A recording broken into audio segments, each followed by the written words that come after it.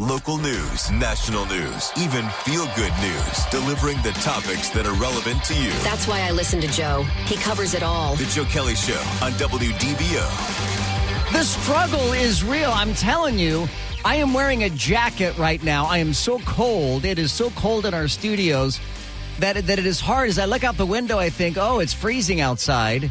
I know full well what the thermometer says. It's 94 degrees right now. It feels like it's about 99 or 100 degrees.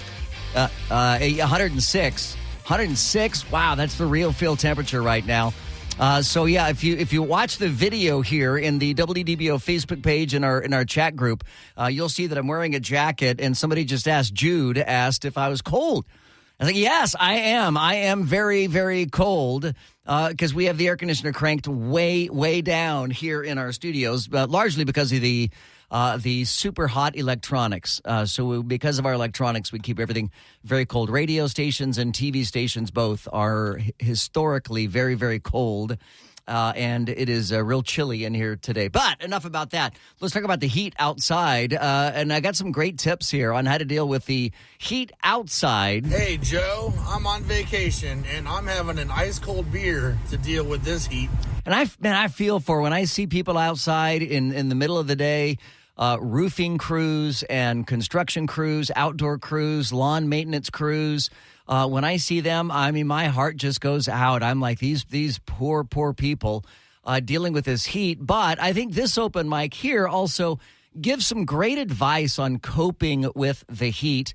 Even though for any of us who've lived here in Florida for more than a year or two, we know that every summer it's hot and muggy. But I thought this was just really good advice. I'm one of these old guys who grew up in South Florida without air conditioning, and not to go into all the dramatics about that or anything, but as far as how to deal with the heat, don't just stay indoors in air conditioning. Let yourself experience some heat outdoors, but do it wisely by hydrating and staying in the shade, umbrellas, stuff like that. And don't be afraid to sweat. Sweating is a normal human thing. It's good for you. Don't be afraid to sweat. Oh, man, I'm totally afraid to sweat. And it's not my favorite thing, sweating. But that's really good advice. Everything in moderation, as they say. And my wife and I have been thinking about, going out and walking in the mornings and stuff. But you got to get up like pre-dawn to get out there before it is so hot outside. As soon as the sun comes up, it is just really, really hot outside. If you have any other tips for staying cool here in these hot temps, you can hit us up now in the open mic in the WDBO app or call 844-580-WDBO. My name is Joe Kelly. This is the Joe Kelly Show. So glad you're joining us here. We got a number of things to run through here with you this afternoon. And one of the things that we've been talking about in our newscasts today is the potential for a Disneyland-sized theme park coming to Middle America, coming to Oklahoma, northeast Oklahoma, not very far from Tulsa, Oklahoma. And I will tell you that on background, before I moved to Orlando in 2011, I lived in Tulsa for 6 years. And then after living there for 6 years, the company transferred me here to Orlando from Tulsa, same company, Cox Media Group, and so I've got a little bit of experience in that part of the country, the northeast Oklahoma, and there are plans afoot now to build a $2 billion American Heartland theme park and resort near Grand Lake. It's on Route 66. It is maybe 40 minutes outside of Tulsa. Really, in Oklahoma, there's only two cities for the most part. There's Tulsa and Oklahoma City, and then there's a bunch of little cities that I don't want to say don't count. They count, but they're just so small that nobody ever goes there. But Grand Lake is a beautiful, beautiful area. It's in rolling green hills, and I think it's going to be reminiscent if they build it right into the hills there. Have you guys ever been to Dollywood? Laurel, Paul, have you guys ever been to Dollywood? No. So that's Dolly Parton's theme park in Pigeon Forge, Tennessee. I got to tell you, I went to Dollywood. It was a minute ago. I mean, I was an adult when I went, but my whole family went. I don't remember how long ago it was. Suffice to say, I was blown away at Dollywood, at how beautiful it was, how clean it was, how well taken care of it was. It really blew my mind what a great theme park that was in Dollywood. And, if you think that only Disney or Universal can do theme parks, I mean, they certainly do them well, but other people can do theme parks as well. And what's really interesting about this Oklahoma project is they have already, according to their news release, the design team includes more than 20 former Disney parks builders and Walt Disney Imagineers. So they've got seemingly the right people to build this, and I think it's going to be great. I think this is going to be absolutely fantastic. And honestly, nobody ever dreams of going to Oklahoma. Nobody ever says, "Oh man, I can't wait to go to Oklahoma for something." And when I lived in Oklahoma, I remember the Chamber of Commerce there had this saying, this slogan, and they would say, what the worst part about Tulsa is when other people talk about Tulsa, is that other people don't talk about Tulsa. No one talks about moving to Tulsa. I mean, they've got a big brain drain there as students graduate from high school. They'll go to college out of state, and they'll never return because it's just not a state that draws people in like Texas is, like Florida is, like some other states can be. I mean, California used to be one of those states. New York used to be one of those states. But I think that's going to be great for Oklahoma. And honestly, I think that could end up being great for Orlando, for our theme parks, because everybody does better when there's competition.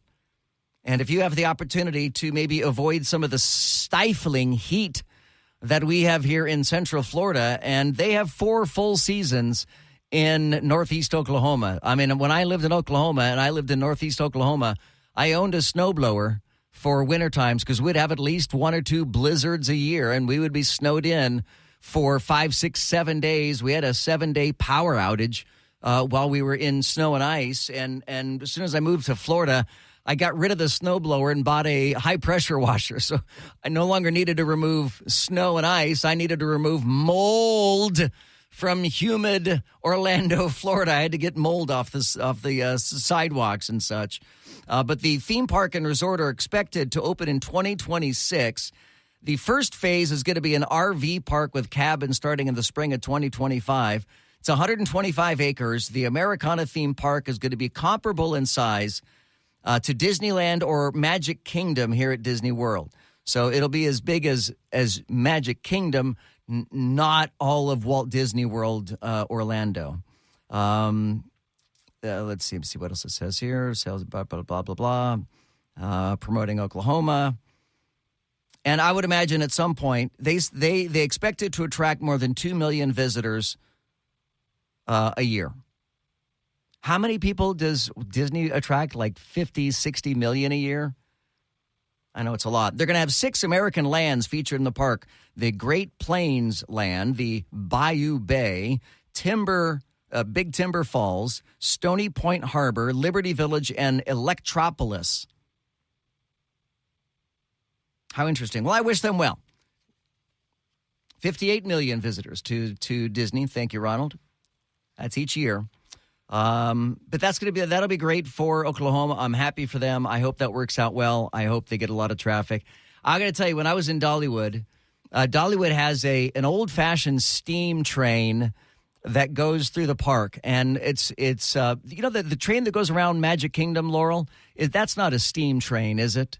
I mean, it's like a diesel train or something, I believe. No, I think it is a steam train. Is it a steam train? Yeah, I believe it is. Because the one at Dollywood is a wood-fired, I mean, it's a legit wood-fired, or I'm sorry, coal. It's a coal-fired steam train locomotive.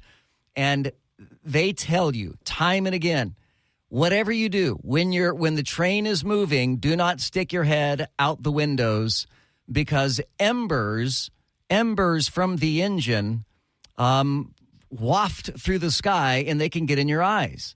So, what did I do? I stuck my head out the window of the train, and sure enough, suddenly I felt the most searing pain in my eyeball as one of those little coal embers or wood embers or whatever it was hit me in the eye, and I had to go to the first aid and have them try to get that out of my eye. And even that was really a pleasant experience, all things considered. I mean, typically having a burning ember in your eyeball is not something that you get excited about. But even the first aid team at Dollywood was first class, and it was a really cool time. So I hope that Tulsa and Northeast Oklahoma is able to put that together, much the way that Dolly Parton did with Dollywood. I don't know to what extent Dolly Parton actually owns Dollywood or if she just licenses her names to it. You know, a lot of times when you see celebrities that are involved in business interests, a lot of times they're just licensing their names to it and they don't really own it. I'm not real sure about Dolly Parton.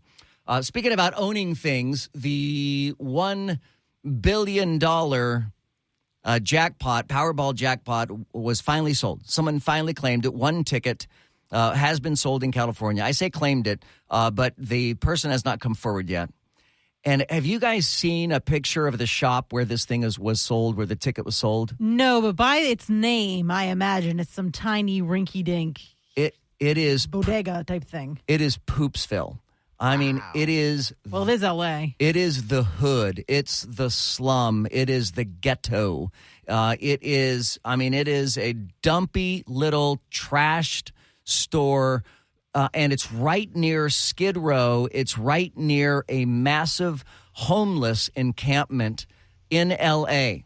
So you have to imagine, and you know you've heard it said for a long time that lottery is gambling for people who are bad at math. You know, I mean, it's because the odds of you winning is ludicrous that you could win. So it's not hard to imagine that some homeless guy, some panhandler, some trank addict or other crack addict, drug addict, heroin addict or something, you know, bummed a couple of dollars from somebody on the streets and went and bought the ticket. And do you know how their life is going to be ruined when they're handed $1 billion? I mean, they're not going to be handed $1 billion, but you get the idea. You know, after taxes and all that stuff. I mean, even smart people struggle after lotteries because of how it's such a life-changing event when you're suddenly handed that much money. And if you are strung out, if you're on drugs, I mean, let's hope that's not the case. Or if it is the case, let's hope that the first thing that the person spends their money on is rehab and getting their life together. Paul Cross? You know, the place that sold the ticket is so really out of touch with things that I was listening to audio of news reporters that were there at the location of where the ticket was sold, and the owners didn't even know they sold it. Yeah, they had no idea that it came from their store.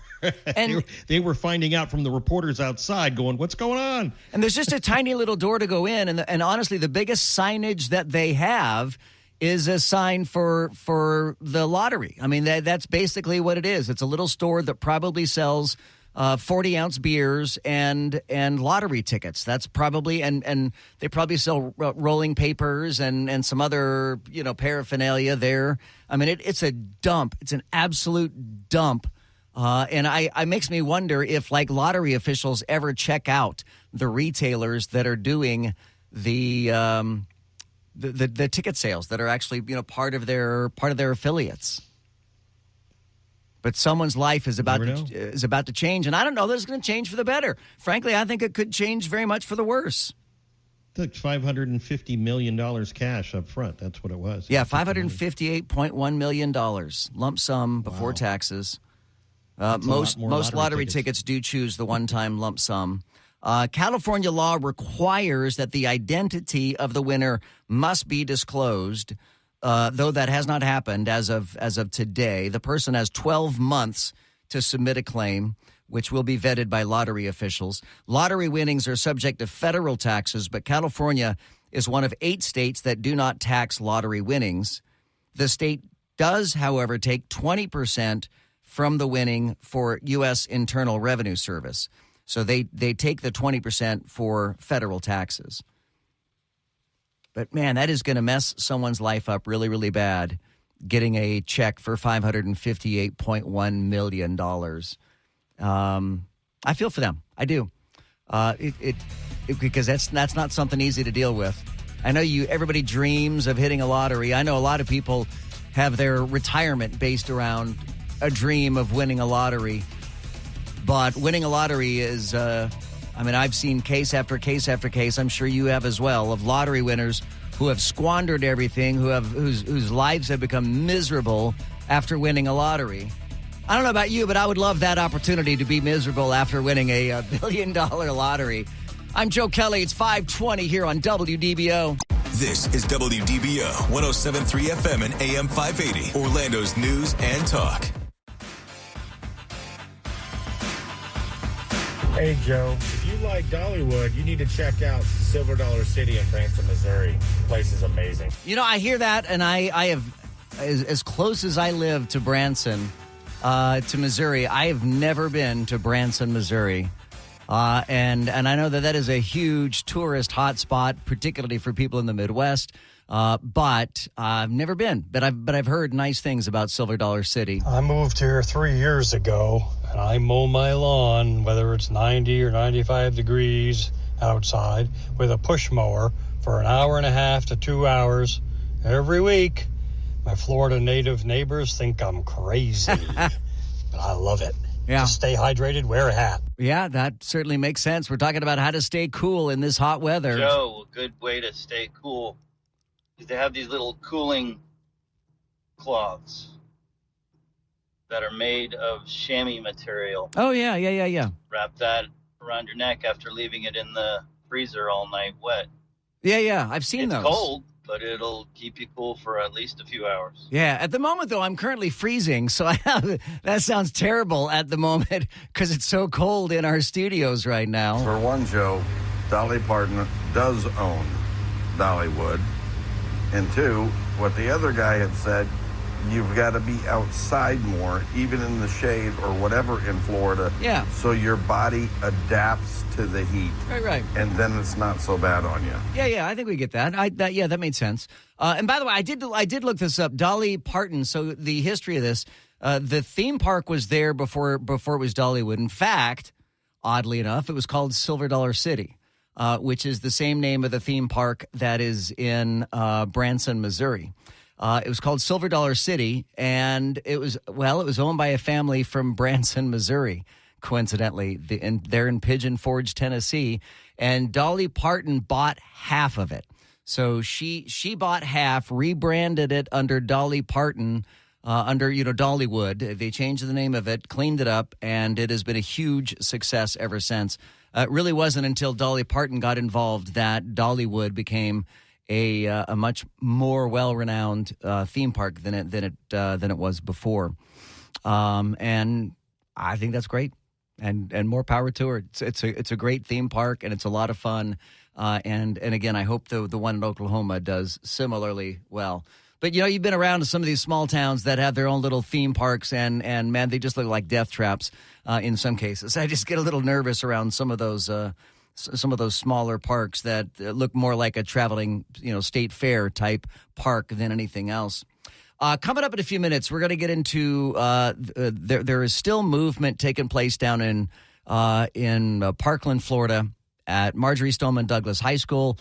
That deputy, the Broward deputy, the now retired, fired Broward deputy Scott Peterson, while he was able to escape any kind of criminal charges, as I had suspected he would, that does not make him immune to civil charges. And if anybody remembers the O.J. case, O.J. got acquitted in the criminal case, but was found liable in the civil case. So they're going to have a reenactment of the school shooting massacre, and they have to get it done before school starts near the end of August. It's already near the end of July. Hang on, we're going to describe for you the reenactment they're planning. That's going to be coming up next here on WDBO. This is WDBO 107.3 FM and AM 580, Orlando's news and talk. Insightful. You tell the truth from your point of view. Entertaining. Man, that guy is a lot taller than he sounds on the radio. And engaging. When we hear you on the radio, it's a good thing. The Joe Kelly Show on WDBO. So we're on the brink of World War III. We have an economy that's in the tank. We have a president that is in significant cognitive decline. We have a president that seems to have been on the receiving end of some $17 million in inappropriately spent money. But Senator Mitt Romney is obsessed with hot dogs, evidently. Well, as you all know, today is National Hot Dog Day. And perhaps you also know that hot dog is my favorite meat. I love hot dogs. I love them in buns. I love them outside of buns. I love them with baked beans. I just like hot dogs. It's the best, best meat there is, without question.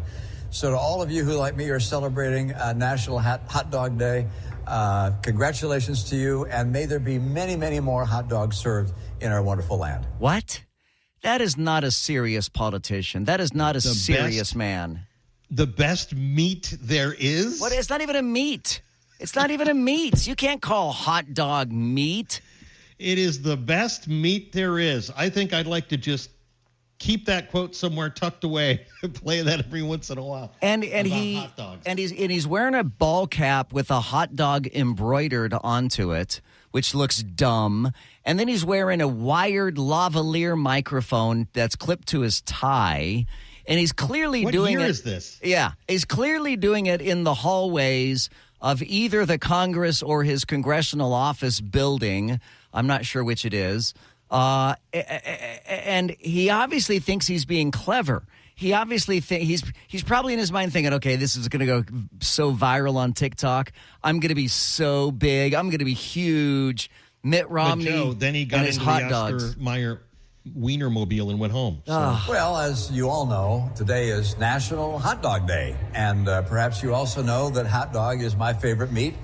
I love hot dogs. I love them in buns. I love them outside of buns. I love them with baked beans. I just like hot dogs. It's the best, best meat there is, without question. What? So to all of you who, like me, are celebrating National Hot Dog Day, congratulations to you, and may there be many, many more hot dogs served in our wonderful land. Why would he even do that? I'm thinking, does he represent the hot dog industry or something? Or he represents the state of Utah. Is Utah known for hot dog production? He reminds me of the corn kid. The kid that's like, it's the best there is. Corn. He reminds me of that kid. I don't know who that kid is, but I like him already. It's a viral video. I'll have to show you. He's like the I like turtles kid, right? Yeah. He's like that. Yeah. I like turtles. Yeah. Okay, Mitt Romney. I'm glad you like hot dogs. Has he ever had a steak? Has Mitt Romney ever eaten fried egg or anything? Right? Come on. Best meat there is. That is not the best meat that there is. He is a very cheap date. That's all I can say. Yeah. Hey, yeah. Mitt, I'm going to make you real happy. Let's go grab some hot dogs. We already, I think we exhausted the hot dog discussion yesterday, but I will say that there's no possible way, there is no possible way that any human looks at a hot dog and thinks that's my favorite meat, right? There's no possible way. Maybe an 8-year-old boy, maybe, would say that, but a grown adult. And Paul, for those who don't have the benefit of seeing you, if they're not watching on the chat right now on the WDBO Facebook page, you keep doing the money sign. Somebody greased him. There's no way he's saying that on his own. Somebody's paying for his sponsorship. That's what like I said, he got into the Oscar Mayer mobile and he drove away. Did he really get in the Oscar Mayer mobile? You're making that up. I'm saying that's who knows if I'm making that up? Who said I'm making that up? I just did. That was me. I don't know if you recognize my voice. Hello, I'm Joe. How are you? Telling you the truth. Did he get in the Oscar Mayer Wienermobile or not? No, not that I know of. Besides, no. they changed. They changed the name of the Wienermobile, don't you? It's no longer called the Wienermobile. Yeah. What's it called? The best meat in the world mobile? That's certainly, it's got to be what it is, yes. The Joe Kelly Show on WDBO. All right, we don't have a whole lot of rain. We got a couple of little showers popping up here. We do have some sea breezes that are coming in right now, but nothing that's really going to affect our drive too much, Paul Cross. No, it's looking pretty good right now, Joe. On I-4, we just see a little bit of slowing as you make your way into downtown on the westbound side. Eastbound side looks up to speed, but we do have a crash, 417 southbound at the 528, and a crash on John Young Parkway at Central Florida Parkway. That one is blocking the right lane. From the WDBO Triple Team Traffic Center, I'm Paul Cross. All right, so let me get you up to speed on what's going to happen down in Parkland. So down in Parkland, you'll recall that Scott Peterson was the former Broward County Deputy, school resource officer. He was on duty the day that the shooter came in. It was Valentine's Day 2018, and the shooter came in, killed 17 people, including 14 students, injured 17 others. Scott Peterson was tried criminally, and he was acquitted on all charges, found not guilty on all charges. But he is now facing a civil suit, a variety of civil suits from a number of families. And the plaintiffs, the people who have filed the civil suit, they want to stage a reenactment of the massacre, which in all of the school shootings we've had in the past, have you guys ever heard of them doing a reenactment of the actual shooting? And I guess in this particular case, there is a unique reason why they want to do a reenactment. They want to prove that Scott Peterson should have been able to identify where the shooting sound was coming from. That is their function here with a reenactment. Because the Scott Peterson, in his defense, claimed, look, I couldn't tell because of the echoing between the school buildings and echoing, around the campus. I couldn't tell exactly where the shooting was coming from. That was his excuse/defense.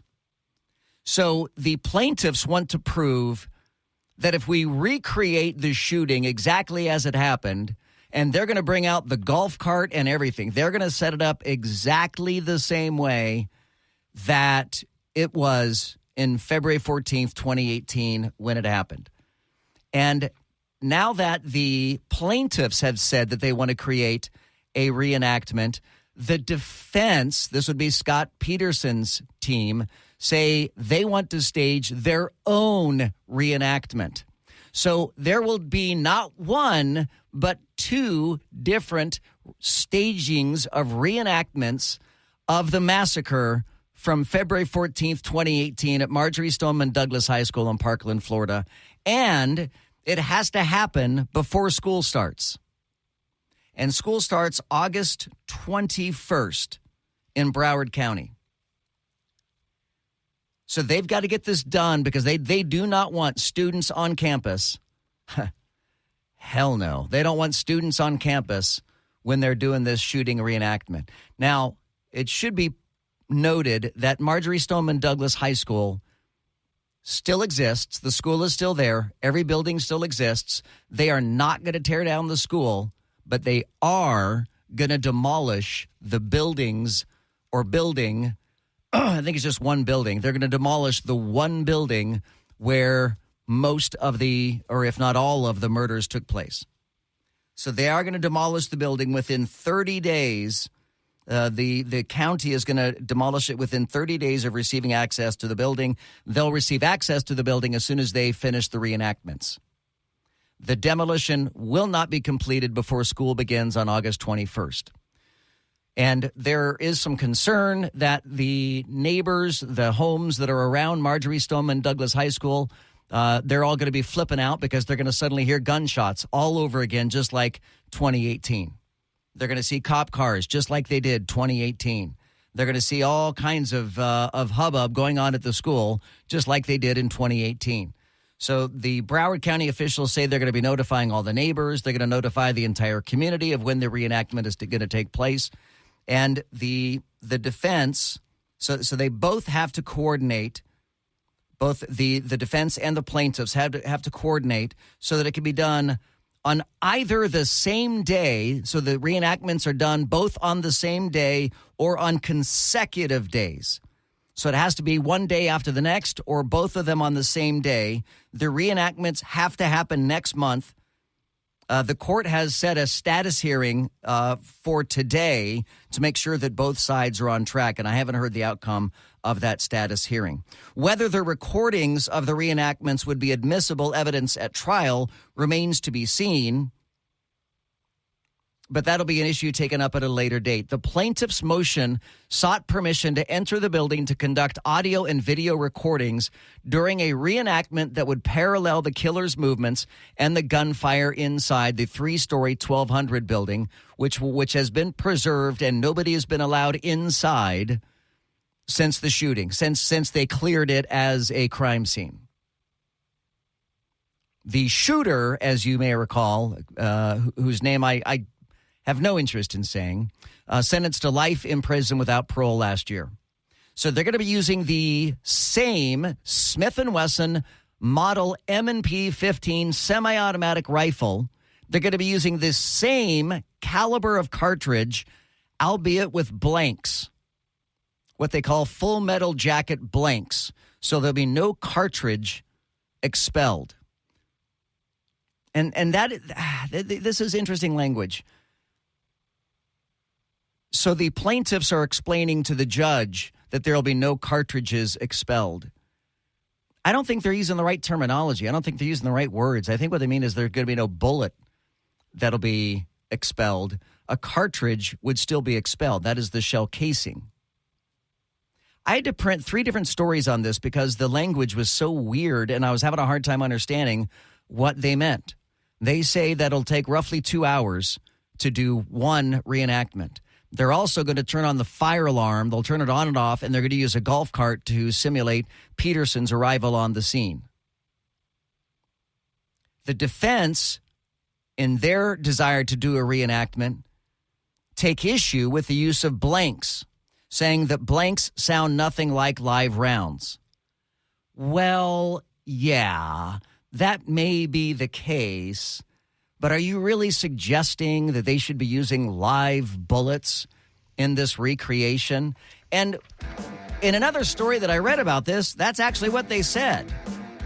In a story from Local 10 TV down in Miami, Fort Lauderdale, it says they're going to use live ammunition with a, quote, bullet safety device. But it doesn't explain what the bullet safety device is. And I have no idea what they mean by a bullet safety device. If you're in the armaments industry and you know what a bullet safety device is, or you know what they could mean by that, let us know. 844-580-WDBO, or use the open mic in the WDBO app.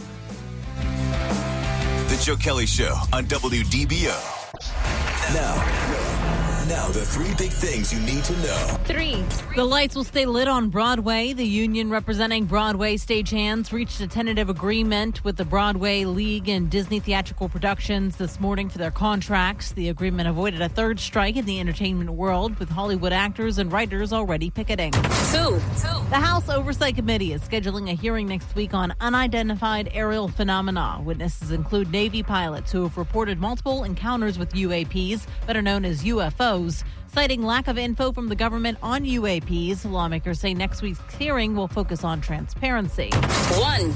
President Biden pushing his economic plan Bidenomics in Philadelphia today, touting the decreases in inflation growth and the record low unemployment numbers. Despite some positive economic data, 79% of Americans say that the economy is just fair or poor. The Joe Kelly Show on WDBO. Breaking news to lively debates, covering the issues that matter to you. I make it a point to listen to Joe Kelly when I need to fully understand what's happening in the news. Now, the Joe Kelly Show on Orlando's News and Talk, WDBO. So at one of these events that they had a sporting event, there were shots fired outside of the arena, and everybody was running to get out of the arena, going into where they were shooting. I don't remember what it was recently some team finals for some championship, but it's not easy when you hear shots fired in a hallway to know exactly where it's coming from if you're like outside or right in the middle. No, and that's exactly why they want to do this recreation, is because it is not easy to determine where the shots are coming from. Joe, having a reenactment isn't really going to prove anything. You know, you have to take into consideration the experience of this gentleman, of this officer Peterson. Has he ever been in a firefight? If you haven't been in a firefight, it's very difficult to tell where the shots are coming from, especially in an urban environment. Large brick walls, lots of refraction, lots of sound going everywhere. I've been at gun ranges before. I've been at very, very large gun ranges before, outdoor gun ranges. And when I hear the crack of a rifle going off, even in that scenario, I'm like, I'm not real sure where that came from. Because sound does weird things. So my understanding back at that time with the Parkland shooting, that was the rule, or that was the protocol. You waited for backup and then you went in. I'm not trying to defend this guy. I'm just trying to share my understanding of what the protocol was back then, because people were getting picked off one by one as they were coming into buildings. As a father, sorry, I'm going in. I don't care how many people I have to wait for. So, well, I've got two thoughts there. One is a father going in. I'm with you on that one. As a father, I would just try to go in. But if you remember the Uvalde shooting, the cops there kept all of the parents at bay and even arrested and handcuffed a couple of parents who were ready to charge in to rescue their kids. So that didn't work out very well for them. My name is Joe Kelly. We'll continue coming up in the next hour. A little bit, we'll lighten things up in the next hour just a little bit. We might even get into, dare I say, some personal hygiene matters in the next hour. Yeah. As we all smell ourselves. Okay, hang on. We'll get into that coming up next. Don't nobody go nowhere. It's the Joe Kelly Show on WDBO. The Joe Kelly Show on WDBO. Now, WDBO 107.3 FM and AM 580. Triple Team Traffic. Well, we've got our normal slowing areas, and it has been pretty rough this afternoon. Just be patient, get through. There's no major wrecks to contribute to that stuff, but we do have a new crash on Old Winter Garden Road before Hiawassee on the eastbound side there. The right lane is blocked, and a wreck on 429 southbound before West Road. This report sponsored by Compassion International. Drought, war, and rising food prices have devastated families in poverty. $50 provides a food kit to feed a family for a month. Just text the word radio to 97646. From the WDBO Triple Team Traffic Center, I'm Paul Cross. This is WDBO 107.3 FM and AM 580, Orlando's news and talk. Orange, Seminole, Osceola, and all of Central Florida. Join the conversation now by using the open mic in the WDBO app. Now, the Joe Kelly Show on Orlando's news and talk, WDBO. Well, there are two big movies that are supposed to be coming out this weekend. Not supposed to be. They are coming out this weekend. I guess the supposed to be is they're supposed to be big. That only the audiences will decide if they're going to be big movies. But, of course, it's Barbie and Oppenheimer. Can I get a quick round from everybody? Laurel and Paul, do you guys plan on seeing either of those two movies, Barbie or Oppenheimer? No, neither. Neither, really? No. Paul, neither? My daughter is going to go see Barbie. Yeah. She wants to go see Barbie, but she's an older daughter too. It's not like she's 10.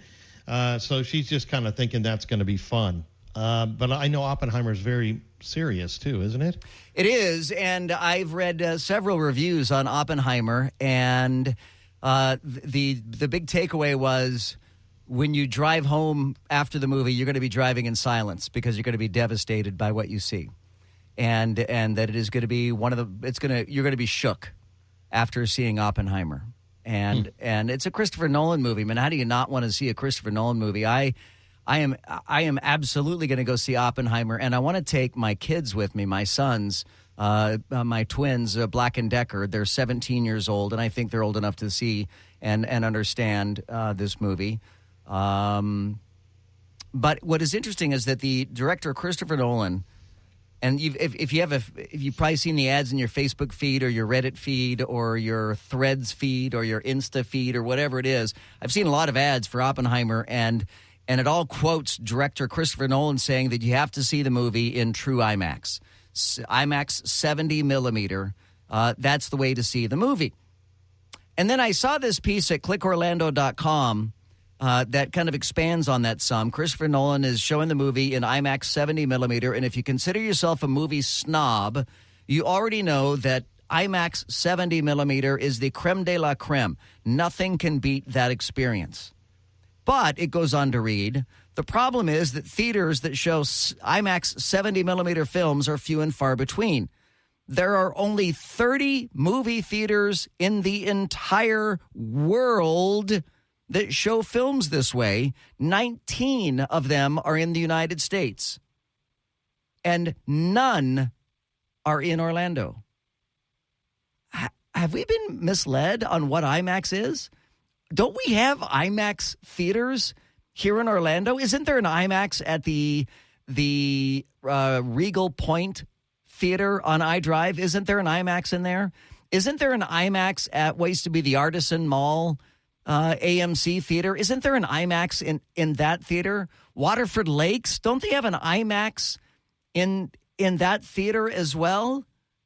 I'm a little confused because, again, according to this piece, there's one theater in Florida, one movie theater in Florida showing Oppenheimer in IMAX 70 millimeter, and it's got a sponsorship. The theater is the Auto Nation IMAX, the Auto Nation IMAX at the Museum of Discovery and Science in Fort Lauderdale, which means you got to drive 3 hours, of course, assuming that there's no traffic backups, which you can't assume that. 3 hours to see a 3 hour drive to see a 3 hour movie and a 3 hour drive back.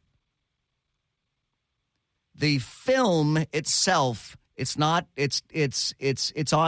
film. It's not digital. It's actually in a platter of film. The films are 11 miles long and weigh 600 pounds. They say it's like going down to the site of the Titanic wreckage and back 2 times. Well, I don't want to go to the Titanic wreckage and back 2 times. So I looked this up to try to figure out what the difference is between IMAX 70 millimeter and just regular IMAX. The IMAX film standard uses 70 millimeter film run through the projector horizontally. Okay? So your phone turned sideways, right? So the IMAX 70 millimeter runs the film through the projector vertically. So it makes the film taller, not just wider. It makes it taller. So if you've got like a 4-story screen or whatever that you're watching it on, you're going to be able to see the whole 4 stories. I don't know about you guys, but when I see a movie on a big screen, on a giant screen like an IMAX, and I think the last time I saw an IMAX movie, I saw one of the Star Wars movies, I think, on an IMAX. All I remember was it was like watching a tennis match. The screen was so big that I was constantly looking back and forth from one side to the other, and I couldn't always look in the right place at the right time. So I thought, man, this is a terrible experience. So I didn't want to do that again. You understand what I'm saying? A lot of times they have these IMAX theaters in science centers, don't they? Well, don't they have the IMAX experience? Laurel, didn't you say that there's one out at the Kennedy Space Center? Yes, there is one. Yeah, but they're not showing commercial films there. No, they're showing space films. Right, exactly. Yeah, they're showing IMAX that was shot from the space station. And again, I have to wonder if that's IMAX in 70 millimeter or if that's just regular IMAX, which I thought IMAX was big, but evidently it's not as big as IMAX 70 millimeter. I have no idea. Either way, I have completely thrown in the towel on whether or not I'm going to see this in any kind of an IMAX. I'm just going to go to regular theater and check it out. But I do want to see. In fact, I bought the book upon which the movie is based. The book is called American Prometheus. And then there's a subtitle of some sort, which I don't recall. And the book is as thick as War and Peace. It is a massive, massive book. And I got maybe half a chapter into the book. And it's really compelling. It's an incredibly well-done book. But I hate reading. I hate reading. There, I admitted it on the radio. I don't like to read. I can read, and I do read every day. I read news articles, I read the web, I read all kinds of things. But sitting down with a book and reading, boy, that is not my thing. I have the hardest time with that. Even when I'm trying to sit and read the Bible or other biblical books, I mean, I struggle. And I think this stems back from my childhood because I always associate reading a book with going to sleep. because I would always read a book before I would go to bed. And that was what would make me sleepy. So now it's like Pavlovian for me. The second I pick up a book, I start getting sleepy, and I'm done. I can't read it. So I only got, like I said, halfway into the first chapter just because I kept falling asleep while I was reading it. Not that it was a boring book. It's a great read. But I'm very much looking forward to seeing Oppenheimer. I have zero plans to go see the Barbie movie. That does not look fun at all. John is checking in from DeLand. What's up, buddy? How are you? Hey, how's it going, Joe? Very good. Hey, good. I can't wait to see Oppenheimer. I do military World War II paintings for a living, and the Enola Gay and the Manhattan Project have been a big interest of mine for years. But I'm sorry. Whoa. For a living? Yeah, for a living. I've been doing it about 30 years. I'll show you some pictures sometime. Wow. We're about to do a big display at the Museum of Arts and Sciences in Daytona here, starting in October, that chronicles World War II with a lot of the artwork and artifacts and stuff. Good for you. That's so cool. Yeah, it's a lot of fun. Met a lot of awesome people along the way, and hearing their stories and painting their stories. But, wow. But that's a subject for another day. Hey, as far as the IMAX theaters go, though, we lived in St. Augustine for many years, and there's a fantastic IMAX theater at the World Golf Village, which is only, hour and change north of here. Well, I live in DeLand, so it's about an hour and a half from you. But it's great, and they play commercial films, and I don't know if they're going to have Oppenheimer, but I imagine they will, because and it's a great experience, beautiful theater, nice people. So, World Golf Village, IMAX. Good to know, John. Very good. Thank you, man. I appreciate that. Let's go to Mark in Orlando. Hey, Mark, you're on WDBO. What's going on? Not much, kind of quick, but I just wanted to mention I grew up originally around Philly, and they have an IMAX at the Franklin Institute, which is similar to the one you talked about in Fort Lauderdale. And I think the difference is the IMAXs in the theaters around here, or in many places, are essentially just big screens. Yeah, that's what I'm getting as well. And they're in front of you, but the one at the Franklin Institute, when they first started coming out, is like a surround. It's almost like you're 3D in a way, because it's completely, you're almost in a globe. Or does that not affect your nausea at all? Does that give you kind of a dizziness or anything? I would feel like that would mess with my head. It kind of depends. The movie I saw in that environment, it starts out like with a camera underneath the helicopter, so your traffic guys would appreciate this. But and it's going along one of the rivers around Philly to see the rowers, and you're flying at helicopter speed, and it feels like you're flying. Well, that sounds like you just described Soarin', right? Laurel, and is that like Soarin' out at Epcot? Yeah, I think so. I mean, does the wind blow in your hair as it's going by? No, it could. If they did that, you would think you were actually flying. But yeah, it completely takes off your peripheral and front vision, as opposed to just being in front of you. That is really interesting. Mark, are you going to go see Oppenheimer? I'm not sure. I might wait for it to come out on DVD. I'll just say, all the reviews I've read, everybody begs you got to see it on a big screen. I do save stuff for big screens that have a lot of action, like Mission Impossible or Star Wars. But I'm not sure, and I have a military background. I've been on your show before, and I'm not sure I need to see more military stuff. I've seen. Yeah, I get that. I understand that. That makes sense. Well, Mark, thank you so much for your call. Thank you for your service. I'm glad you joined us here on the Joe Kelly Show. 844-580-WDBO. It's 844-580-9326. You can use the open mic in the WDBO app. Coming up, okay, here. I don't know if you guys watch the Today Show. I don't ever watch any of the morning talk shows. I don't watch any of the midday talk shows, and I don't watch any of the afternoon talk shows.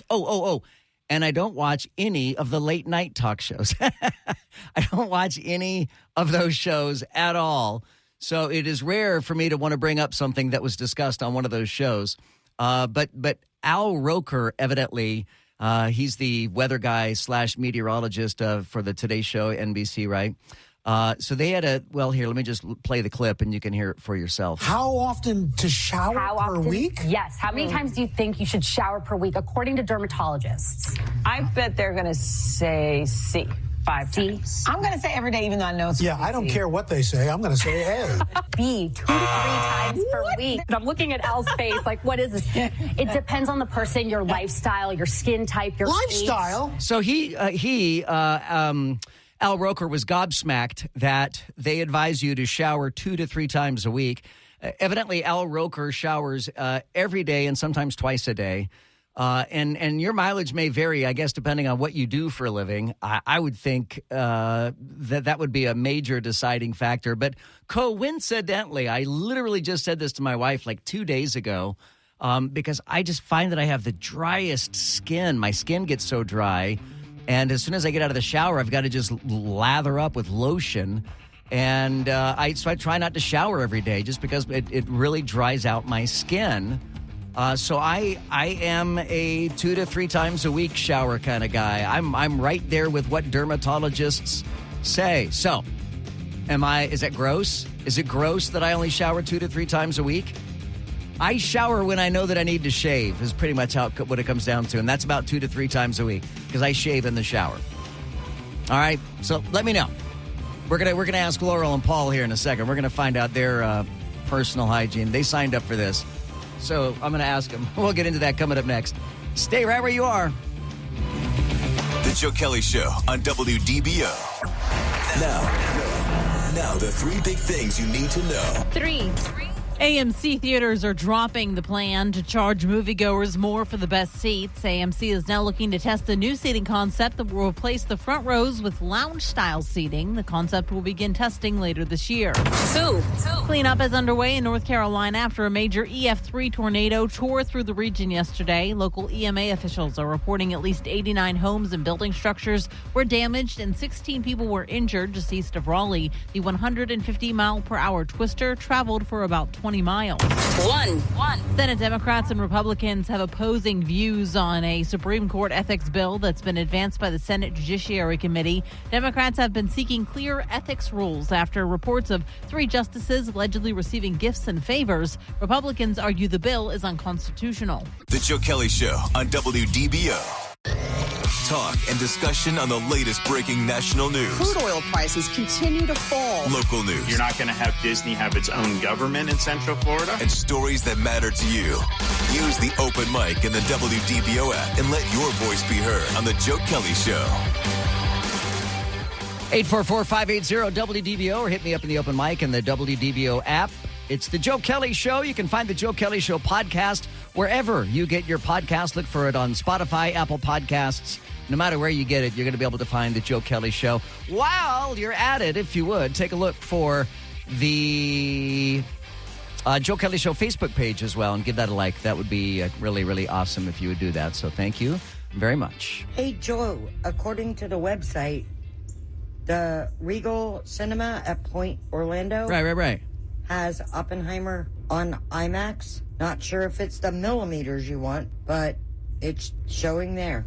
Yeah, that's what I was saying. I thought we had plenty of IMAX theaters here in Orlando, but evidently in the entire state of Florida, there's only one IMAX 70 millimeter, and that is, at least according to this Click Orlando piece, and that is over in the Tampa area.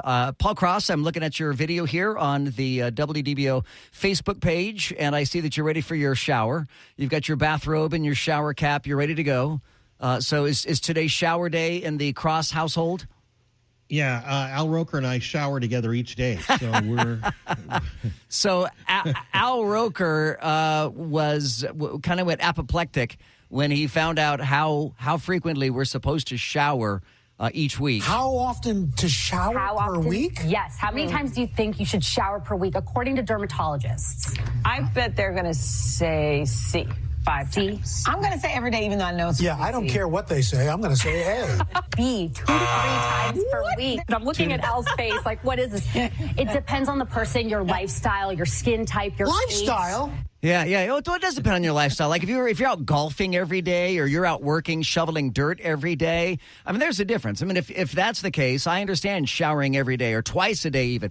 And we've all had those, days where we had to shower twice or 3 times. Here in Florida, you go outside and suddenly you're outside for 10 minutes and you're sweating profusely. I mean, you're going to need to shower. You walk to the mailbox. Yeah. You got to come home and change your shirt, for crying out loud. Right. So, all right. So let me throw it to you, Paul Cross. How many times a week do you shower? I shower usually anywhere between 3 and 5 times a week. All right. I still do. Laurel? I like to feel clean, like when I crawl into bed too. So. I like that part. Absolutely so. But again, as I said, my skin just gets so dang dry that I feel like then I have to lotion up, and then I get into bed with lotion, and then it's just as bad as getting into bed sweaty. That's terrible. Laurel, what about you? I shower every single day, but my husband, who works from home and sometimes doesn't leave the house at all, will also only shower 3 to 5 times a week, so. Yeah, and I have those days where literally like today is an example, where the only time I've gone outside today was to walk to my car to drive here, and then I will walk to my car to drive home. And I won't be doing anything outdoors today, not because I'm trying to avoid the heat or anything. I don't have any plans to do anything outdoors today, and thus I don't plan on sweating today, And otherwise, I mean, sometimes you just jump in the shower and just rinse off real quick, but man, I don't know how anybody can shower. Do you not have to lotion up? I mean, does that not dry out your skin? This is really weird. I have oily skin. I have Mediterranean oily skin. So no, it actually is not a problem for me. I have and it's Irish, not a shampoo thing for me, obviously. Right, because you have not a hair on your head. Yeah. And I've been a part of the no poo movement for several years now anyway. And for anybody who's new to the show, I should explain what no poo means. No poo is not going to the bathroom. Poo is short for shampoo, and I generally don't shampoo my hair. I just rinse my hair and rarely. The only time I have it shampooed is when I go get it cut, and then the stylist will shampoo my hair, and then it's all jacked up again because somebody shampooed my hair. This is the hell that is my life. My name is Joe Kelly. It's 844-580-WDBO. This is WDBO 107.3 FM and AM 580, Orlando's news and talk. In-depth segments on topics that matter to Orange, Seminole, Osceola, and all of Central Florida. The Joe Kelly Show on WDBO. I love your show every night. You're doing great, bud. I got to say, I'm really excited about something that's happening in my family. And it's about one of my family members I don't talk about very often, just because I don't see him very often. But as you guys know, I think, I've got 2 17-year-old sons, Black and Decker. Then I've got a 19-year-old daughter, 19-year-old daughter, Sierra. But we also have a much older son. I've got a 34-year-old son. And you'll think, well, wait a minute, what's with the age gap there? Why would you have such a big age? Of course, there's a lot of different reasons why you could have an age gap that different between your children. A lot of us do. And in this particular case, we adopted our first child, our first son, Joey. And his name actually is the same as mine. He is Joseph James Kelly Jr., and he legally changed his name. We adopted him when he was 11 years old from the state of Texas. He was in the state foster care system, and it was, those television segments, I think Martha Segalski does them here on Channel 9, of I think they call him Waiting Child or something like that. But we literally saw a segment on the news about this kid that, kind of got lost in the foster care system in the state of Texas when we lived in Texas. And we actually, my then wife and I were in 2 different rooms at the time, but we both heard the TV, and we both kind of walked into the room and were like, would we want to do something like that? Would we want to adopt a child? And we had a long discussion about it, and we started taking you have to go through a series of foster and adopting classes, and then we had adopted him, and he very quickly wanted to change his name. And we were advised against that. They say, the children's names are their identities, and don't go changing their names. And we counseled our son. We're like, hey, I don't, You don't have to do this. You don't need to do this. You don't have to do it to impress us. You don't have to do it to endear yourself to us. But he was very adamant about it, and we said, all right, that's great. You'll get a fresh start with a fresh name. And Joey and his wife and their son, which makes him my grandson, live in a small town in Oklahoma. And their son, my grandson, when he was born with a heart defect. And there was a period of time in which my adopted son Joey and I were estranged. As my first marriage, I have mentioned there was a couple reasons why there were problems, and one of them was we had differing views on how to handle our adopted son, and because of that, we kind of became estranged with Joey. And I wasn't there for when his child was born. And man, I will never forgive myself. I will absolutely never forgive myself for not being there when my grandson was born, when his child was born. But that is a burden that I will live with for the rest of my life. But after I got divorced, and frankly, about the time the pandemic hit, I thought, man, I really want to reach out and establish a relationship again with my son.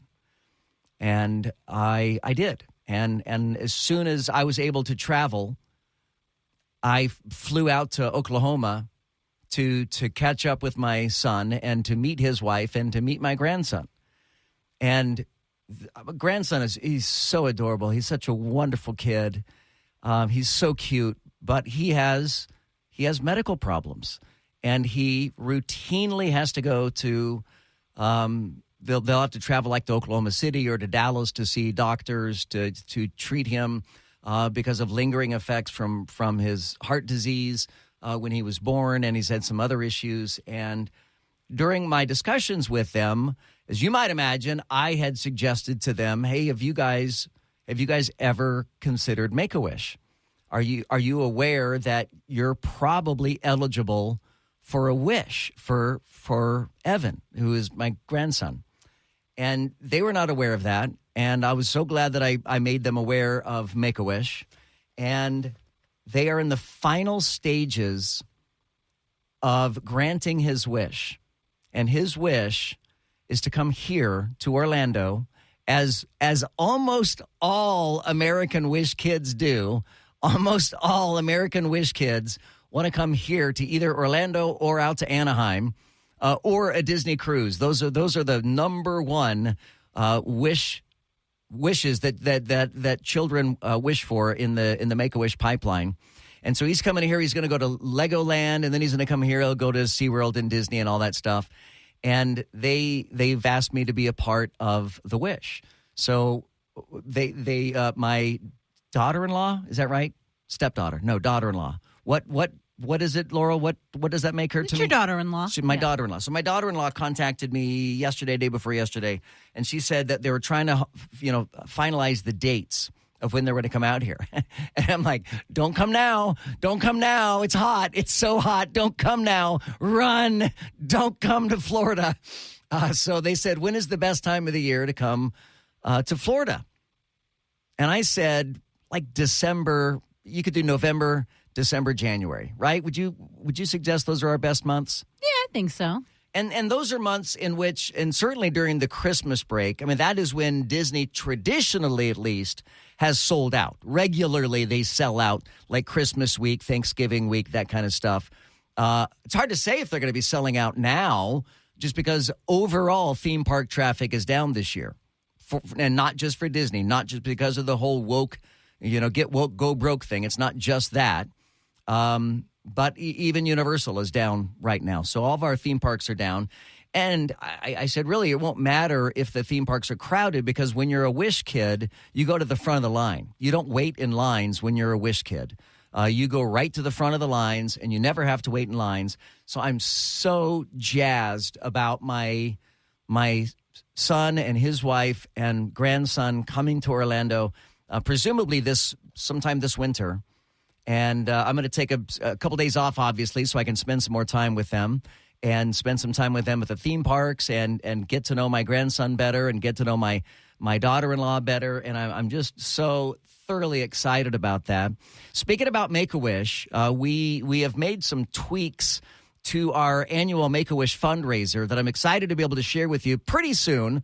Pretty soon. I can't do it right now, but pretty soon I'm going to be able to share with you some of the exciting details about our annual fundraiser for Make-A-Wish. And then one of the really cool things is that they live in Oklahoma now. So it is the Oklahoma chapter that organizes the Wish to come here to Central Florida. And then the Central and Northern Florida chapter of Make-A-Wish will assist with the Wish for any needs here locally. But it's the Oklahoma chapter that actually does the Wish. Well, I used to be the president of the board of directors of the Make-A-Wish Oklahoma. And so I was able to call up my Make-A-Wish friends in Oklahoma and say, hey, my grandson is coming through the pipeline. And I was just so excited about that and couldn't wait for him to get his wish granted. So I'm very, very excited about all that. 6:45, the time now here on WDBO. The Joe Kelly Show on WDBO. The Joe Kelly Show on WDBO. News, weather, traffic, all the things you want on your drive home. Plus, Joe Kelly bidding, well, Joe Kelly. Now, the Joe Kelly Show on Orlando's News and Talk, WDBO. So Laurel asked me earlier off the air, she said, Joe, do you know what the Southern Slowdown is? And I'm like, I have no idea what that is. But evidently the Southern Slowdown is a thing.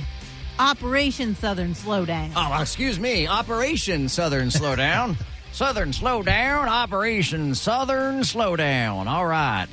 So good, buddy. So what is Operation Southern Slowdown? This has to do with you, Paul Cross, I'm told. Yeah, it sure does. As a matter of fact, I knew that it was going to be happening this week, where it's Operation Southern Slowdown, where they're really cracking down on all of our highways to try to keep the speeds down. They're just reminding you don't have to go 80 miles an hour. You want to get there safely. So this morning, I am in Air 1, and I'm on the air reporting.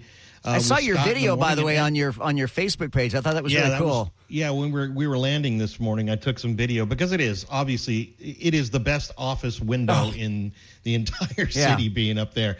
But this morning, I happened to catch a whole bunch of police officers on bikes. We counted 10 to 12 alone on I-4 in the express lanes right after Altamont. And they were just waving people over, just pulling them over left and right. And it's part of that Operation Southern Slowdown that they're doing right now. So just a reminder, those express lanes are 60 miles per hour, and they will pull you over. Why do I know that they'll pull you over? Because 2 days ago, my wife got pulled over. Womp, womp. And here's what happened with her. She was going the speed limit, but she was in the right lane on I-4, and they had a road ranger with the lights on. And she couldn't get over. Right. And the law is you're supposed to get over when you see a road ranger in the right lane or slow down 20 miles an hour below the speed limit. So my wife did not have even time to slow down, and so she got a warning. She didn't get a ticket. So they've been giving out tickets and warnings this week, but just to make sure that you know, you're going to see a lot more police presence on the roadway. Well, speaking about your Facebook video from today, our friend Jane Aquino from Disney, I saw she posted on her Facebook page earlier today. She must have been getting on the I-4 express lanes and saw a whole bunch of motorcycle cops and snapped a picture of them. And she said, oh, boy, the cops are out in big time today. Now, how long does that last, through the week or what? Yeah, through the week. It's going to keep going. They started off earlier this week. Monday was kind of a light radar check and things like that. But now I'm seeing them on surface streets as well. When I left the airport this morning on Crystal Lake, they had 5 or 6 police officers there because they know where the speeders are, I guess you can say, on some of these surface streets. So you just got to be careful. This week especially, mind your P's and Q's and just keep the speed down. All right, here's what we've learned today. Slow it down just a little bit. You don't need to shower as often as you've been showering. And we don't have an IMAX theater, evidently, in Orlando. And hot dogs are the greatest meat known to mankind. Oh, no. Okay, hang on. We'll end the show with Mitt Romney once again talking about hot dogs. Well, as you all know, today is National Hot Dog Day. And perhaps you also know that hot dog is my favorite meat. I love hot dogs. I love them in buns. I love them outside of buns. I love them with baked beans. I just like hot dogs. It's the best, meat there is, without question. So to all of you who, like me, are celebrating National Hot Dog Day, congratulations to you, and may there be many, many more hot dogs served in our wonderful land. That's just creepy. I'm Joe Kelly. It's like a Dr. Seuss thing. I like them in a bun and out a bun and out the bun and with the beans. Have a great evening. We'll see you back here tomorrow, 5 to 7, for our Fun and Games Friday tomorrow, right here on WDBO.